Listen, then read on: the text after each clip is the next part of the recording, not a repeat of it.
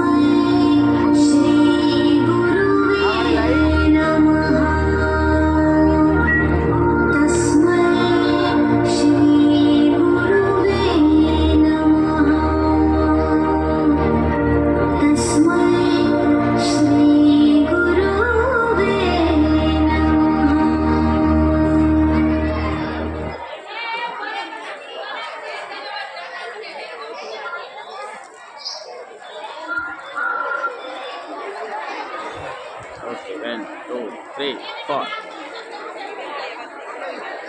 કહો ને બહેન, શું ખુશીના સમાચાર છે? અરે, તમે તો ભારે ઉતાવ્યા છો.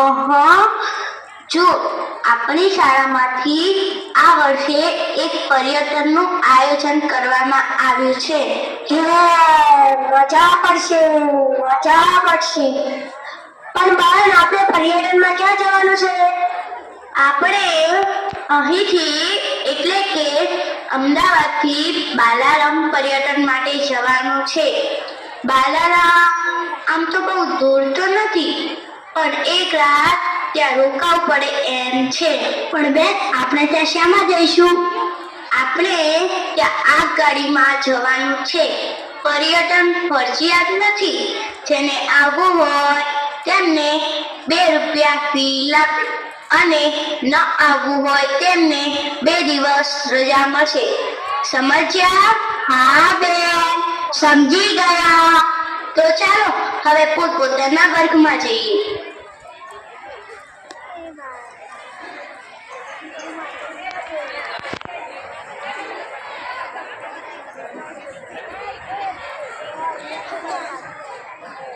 અરે આનંદ, કેમ સા ઉદાસ લાગે છે? આટલી મજાની વાત છે તોય તારું મોઢું કેમ પડી ગયું છે? કોઈ નહીં, પણ શું કઈ તો ખરા. મારા ઘરની પરિસ્થિતિ ખૂબ ખરાબ છે. મારા પિતાનું મગજ અસ્થિર થયા પછી મારી બા જ મજૂરી કરીને ઘરનું પૂરું કરે છે. એની પાસે માંડ 2 આનાય વધારાના વધતા નથી, તો હું 2 રૂપિયા તો ક્યાંથી લાવી શકું? પણ તારા પિતા તો દરજી કામ કરતા હતા ને? હા, પણ હવે એ કામ બગાડી નાખે છે. તેથી મારા 4 નાના ભાઈ બહેન સાથે 7 જણનું પૂરું મારી બા ગાજ બટન, ઘોડો, કોશિકાના કવર કે ઝબલા સીવી પૂરું કરે છે. હા, પણ એ શું કરે બિચારી?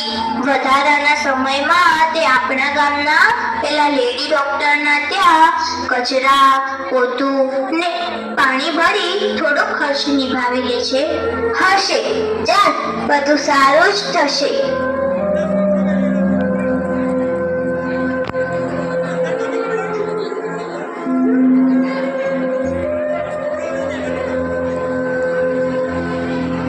આનંદી, આવી ગઈ બેટા? હા માં. કેમ બેટા, આજે મોઢું પડી ગયું છે? કઈ નહીં, એ તો એમ જ, જરા થાક લાગ્યો છે એટલે. કઈ નહીં બેટા, જરાક જમીને સુખેથી આરામ કરજે. આગળ આગળ. બા બિચારી, સાચું કહું તો જે બાળશે એને અમારી અવદશા ભારરૂપ લાગશે. ક્યાંથી લાવે 2 રૂપિયા? હશે વળી, ઉજાણીએ નહીં જવાય તો શું લૂંટાઈ જશે? ઘરે બેઠા રજાએ ગમત કરીશું.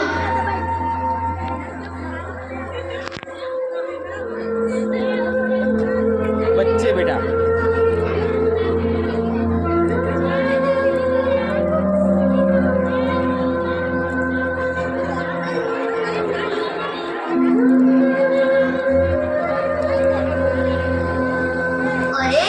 આ તો કેવો અન્યાય! અમે કેમ કરી? હું તો કદી આ ગાડીમાં બેઠી જ નથી. બીજી છોકરીઓ કેવી ગમત કરશે, ગીતો ગાશે. બાલારામમાં પાણીનો ધોધ અને ઝરણા હશે, બધા મજા કરશે. હું જ કમનસીબ છું. શું ભગવાન આટલો નિષ્ઠુર હોતો હશે? ના ના, મેં તો સાંભળ્યું છે કે સાચા દિલથી ભગવાનને પ્રાર્થના કરીએ તો તે અણીના વખતે ભક્તોની મદદે આવે જ છે. એ વાલિદાએ દ્રૌપદીના ચીર પૂર્યા છે તો વળી મીરાબાઈના ઝેર પણ પીધા છે.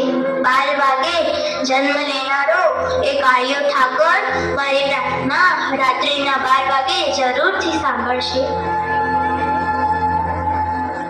હે નાના દીનદયાળ, હું એક ગરીબડી છોકરી છું.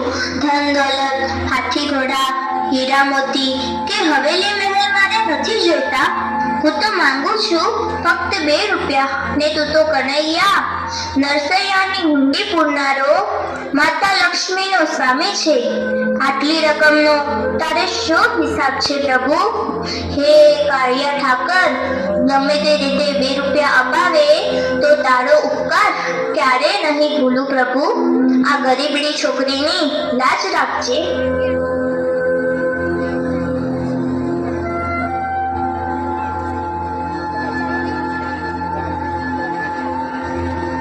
આનંદી, એ આનંદી, ઉઠ તો બેટા.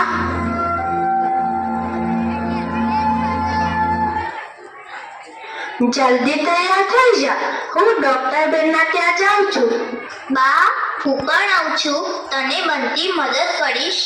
ભલે બેટા, ચાલ.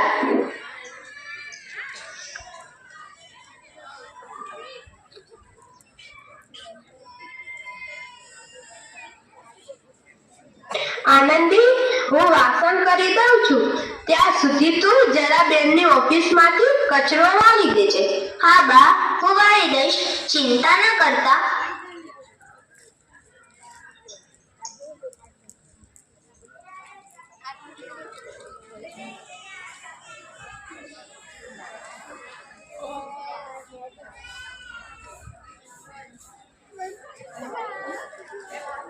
હે, આ શું?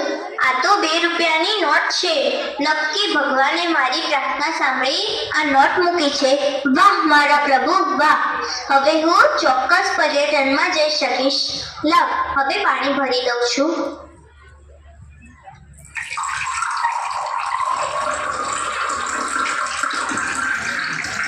નોટ ભગવાને મોકલી એમ તો હું કહું છું, પણ ખરેખર તો એ કોઈકની પડી જ ગઈ હશે ને. ડોક્ટરની હોય કે કોઈ ગરીબ કુરબાની, પરાણે ભેગી કરેલી બચત પણ હોય. મારાથી કેમ લેવાય? ઉજાણીએ ન જવાનું હોત તો હું આ નોટ લેત ખરી? ના ના, હું તો ખિસ્સામાં જ ન મૂકતી તો ચોરીના પૈસાથી ઉજાણીએ જવાય ખરું? ભગવાન કદી ચોરી કરાવે ખરો? ચોરી કરું તો ભગવાને નારાજ થાય અને બા પણ કેટલી દુઃખી થાય. ના ના, એવું નથી કરવું. ઉજાણીએ નહીં જવાય તો કંઈ નહીં, પણ ખોટા રસ્તે તો નથી જ જવું. ના ના, નથી જ જવું.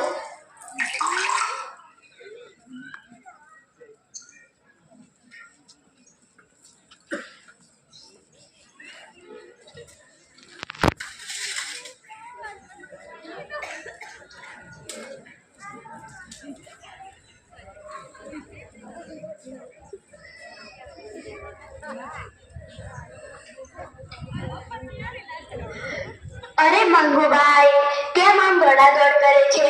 શું થયું છે? બોલ. મારી 2 રૂપિયાની નોટ જો ખોવાઈ ગઈ.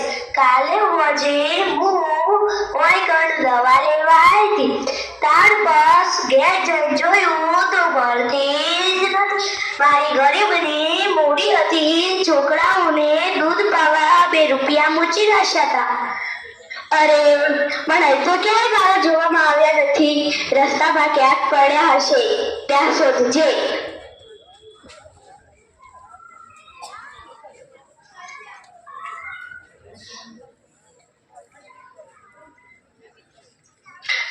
આનંદી, સારું થયું તું આવી ગઈ.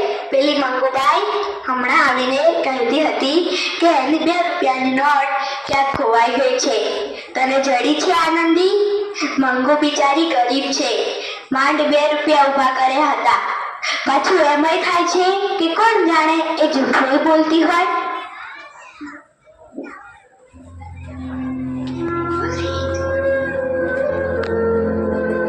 અરે આનંદી, શું થયું? કેમ રડે છે?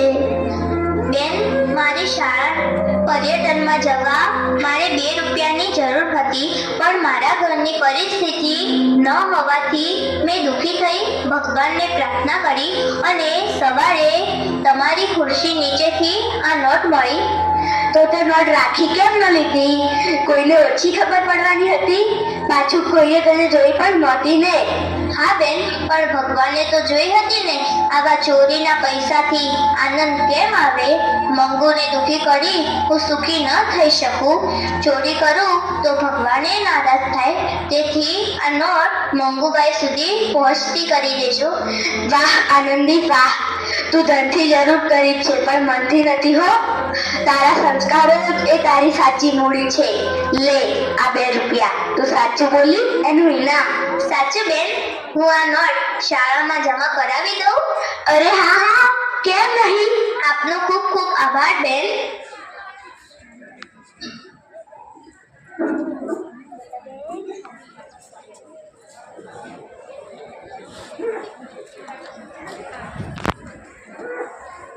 બેન, લો આ 2 રૂપિયાની નોટ. મારે પણ ઉજાણીમાં આપવાનું છે. અરે આનંદી, સૌથી પહેલા ખૂબ ખુશ છે ને? હા બેન, ખુશ જ થાવ ને. આ પૈસા મને ભગવાને અપાવે છે.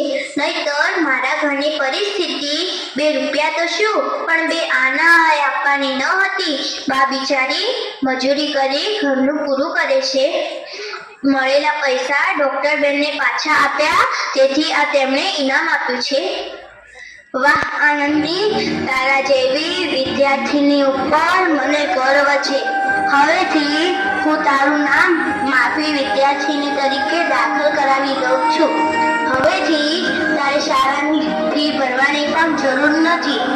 અને એક બીજું, તારે જોઈતી ચોપડીઓ અને નોટબુક પણ હું જ લાવી આપીશ. બસ, આપનો ખૂબ ખૂબ આભાર બેન.